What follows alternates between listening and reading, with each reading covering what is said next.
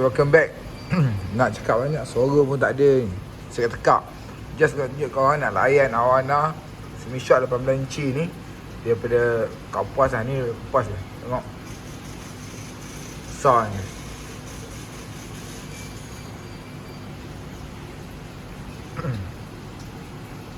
Mata dia nanti kita buat operation. Okay, ni daripada tepi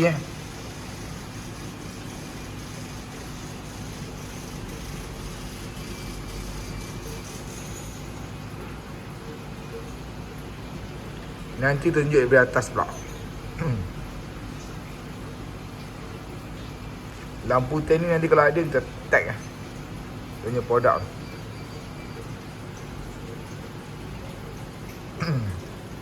Lampu tan ni apa, kalau ada kan kita tag kat produk nanti. Korang tengok lah. Kalau ada nanti kita tag. Korang boleh pakai lampu tan ni yang pakai bersama. So tank tak boleh tag produk kan. Buat lawa. Okay, kita layan kat sini dah 2-3 minit.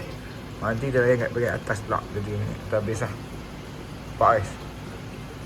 Kita start turning dia baru sebulan 2 bulan macam tu. Kita nak tunggu merah penuh ni. Baru kita letak dan turn display.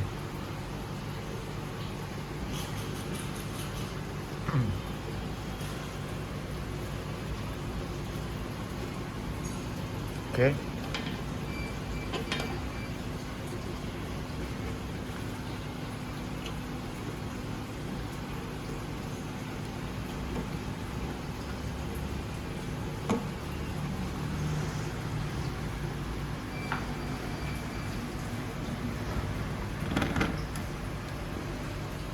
Lampu ni kita pasang dua, atas satu, bawah satu.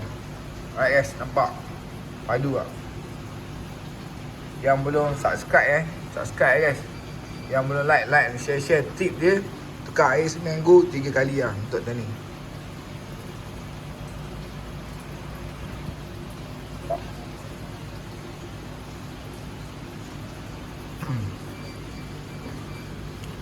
Kita pakai cermin lah guys.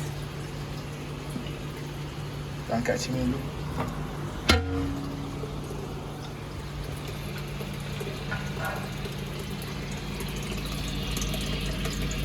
Nampak?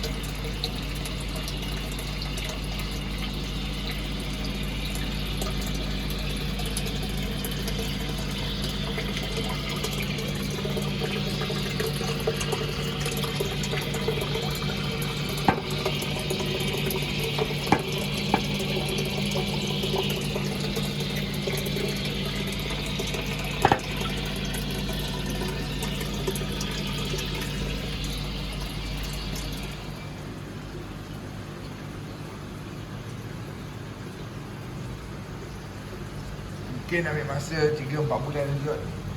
Nak betul-betul aku blok, nak betul merah ni.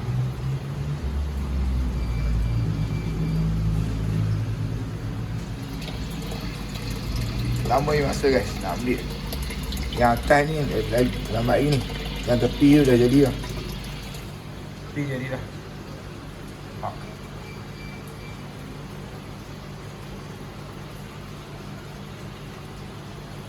Okay guys, jumpa lagi. Bye bye. Assalamualaikum.